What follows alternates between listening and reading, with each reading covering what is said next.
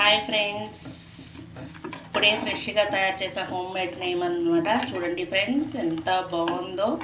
ఇప్పుడే తయారు చేశాను. చాలా అంటే చాలా బాగుంది. ఎందుకో వీడియో తీయాలనిపించింది, అందుకని తీసాను. చూడండి ఫ్రెండ్స్, ఇంట్లో చేసిందనమాట.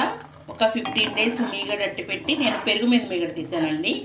కొంతమంది పాల మీద మీగడ తీస్తారు కదా, నేను మాత్రం పెరుగు మీద మీగడ తీసాను అనమాట. ఇటువరకు నార్మల్ ఫ్రిడ్జ్లో పెట్టేదాన్ని. కొంచెం 15 days అంటే స్మెల్ వచ్చి ఏదోలా అనిపించేది నెయ్యి. కానీ డీప్ ఫ్రిడ్జ్లో పెట్టడం మొదలుపెట్టాను. ఎప్పుడు మిగడప్పుడు పెద్ద గిన్నెలో పెట్టేసి 15 days ఒకసారి చేస్తే చాలా బాగుంటుందండి. చాలా ఫ్రెష్గా ఉంటుంది.